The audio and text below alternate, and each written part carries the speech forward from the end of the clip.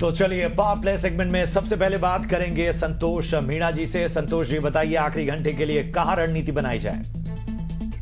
Yes, पहला मेरा share रहेगा मुथूट फाइनेंस। ये स्टॉक आज अभी आधा परसेंट ही ऊपर है, बट मुझे लगता है यहाँ तेजी बन सकती है। रीजन है कि इंटरनेशनली जेपीवाई में एक शार्प फॉल आया है, डॉलर इंडेक्स नीचे आया है, गोल्ड सिल्वर में फिर से उछाल देखने को मिल सकता है। इसका स्ट्रक्चर भी मुझे बहुत बुलिश लग रहा है, एक ब्रेक फॉर्मेशन का ब्रेकआउट है। यहाँ खरीदारी कीजिए, आपका स्टॉप लॉस रहेगा 1685 का, ऊपर में टारगेट रहेगा 1725 का। दूसरा मेरा स्टॉक रहेगा बैंक ऑफ महाराष्ट्र। हम देख रहे हैं कि यहाँ एक बहुत ही अच्छा ब्रेकआउट लगता है, तेजी जारी रहेगी। यहाँ पे 72 रुपीज का टारगेट रहेगा, 69 का एसएल रहेगा।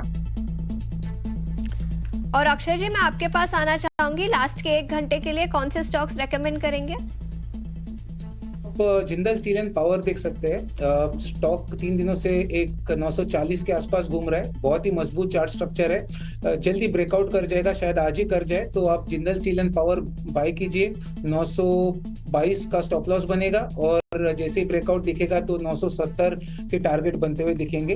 Federal bank private banking space से दूसरा मेरा स्टॉक रहेगा, जहां पे 159.85 का करंट मार्केट प्राइस है। स्टॉक एक ब्रेकआउट की तैयारी कर रहा है, ट्रेडिंग का ब्रेकआउट 160 पर है। ब्रेकआउट होते ही आपको 166 के टारगेट दिख जाएंगे। तो फेडरल बैंक का स्टॉप लॉस बनेगा 157 का। फेडरल बैंक और जिंदाल स्टील एंड पावर, ये 2 ट्रेड रिकमेंडेशंस रहेंगे पावर प्ले सेगमेंट के लिए।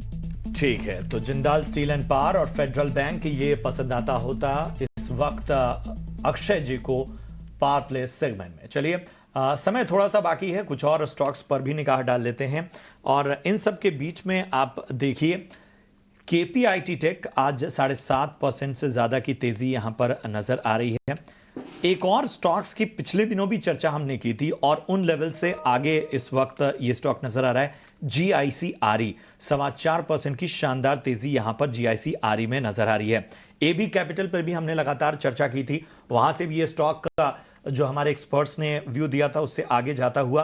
तो एबी कैपिटल, जीआईसीआरई और केपीआईटी टेक का। अक्षय जी आप बताइए क्या करना चाहिए? केपीआईटी टेक की बात करें तो थोड़ा ब्रॉडर चार्ट, जो वीकली चार्ट है, वहां पे चार्ट स्ट्रक्चर बहुत ही मजबूत है।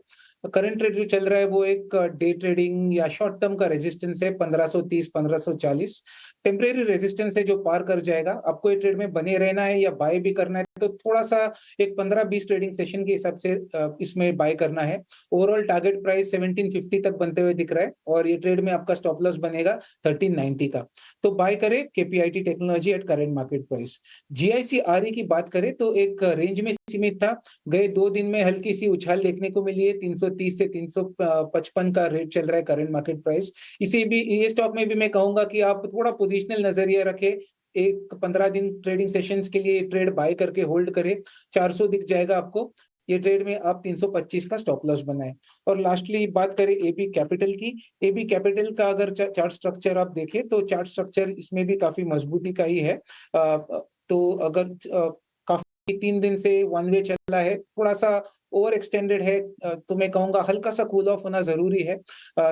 232 टू 32 तक आपको दिख गया तभी आपको एंट्री करना है और 255 के टारगेट के लिए बने रहना है। तो आदित्य बिरला में सिर्फ आपको थोड़ा dip wait buy on dip वाली स्ट्रेटेजी बनाई, बाकी दोनों शेयरों में करंट मार्केट पे आप बाय कर सकते हैं।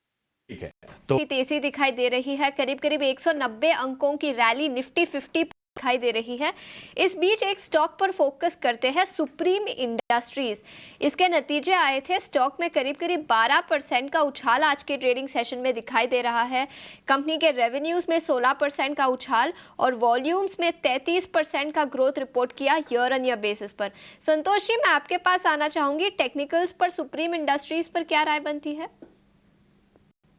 इस स्टॉक एक पोर्टफोलियो स्टॉक है, तो आज इसमें बड़े दिनों से स्टॉक कंसोलिडेट कर रहा था। एक inverse head and shoulder formation का ब्रेकआउट आया और आज स्टॉक में एक बड़ी तेजी आई। इमीडिएटली हो सकता है थोड़ा बहुत 5000 के आसपास पॉज ले, बट मुझे लगता है कि 5000 क्रॉस करेगा तो मोमेंटम जारी रहेगा। तो इस स्टॉक को आप रख के भूल सकते हो, इन्वेस्टमेंट का स्टॉक है, क्वालिटी स्टॉक है। नीचे मुझे लगता है 4500 एक अच्छा सपोर्ट रहेगा। ऊपर में हमको 5000 इमीडिएटली देखने को मिल सकता है। 5000 क्रॉस करता है तो फिर 5500 तक की वेबसाइट देखने को मिल सकती है।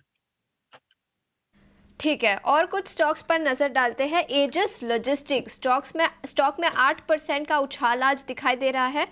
के साथ ही साथ वैभव ग्लोबल में भी 8% का उछाल दिखाई दे रहा है। अक्षय जी, मैं आपके पास आना चाहूंगी, टेक्निकल्स पर दोनों ही स्टॉक्स पर क्या राय बनती है, एजिस लॉजिस्टिक्स और वैभव ग्लोबल?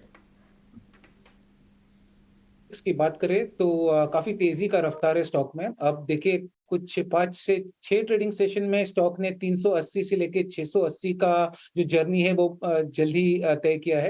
तो काफी ओवरबॉट है। अगर आप नई खरीदारी करना चाहे तो मैं कहूंगा थोड़ा-सा कूल ऑफ होना ज़रूरी है।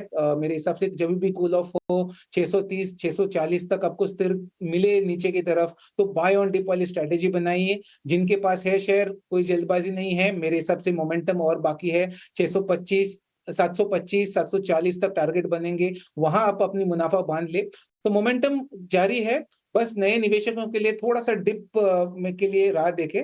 वैभव ग्लोबल की बात करें तो वैभव ग्लोबल में गए 3 दिन में अच्छा खासा उछाल देखने को मिला है, 370 430। पोजिशनली ये स्टॉक बहुत ही मजबूत है, इसको आप होल्ड करें पर थोड़ा टाइम दे, 1 डेढ़ महीने की अवधि दे। 500 का स्तर छूने के चांसेस दिख रहे हैं मुझे। होल्ड करना पड़ेगा, डिप मिले तो 410 पे एक्यूमुलेट करना पड़ेगा। 360 का स्टॉप लॉस और 500 का टारगेट, ये ट्रेड बैठेगा आपका वैभव ग्लोबल में।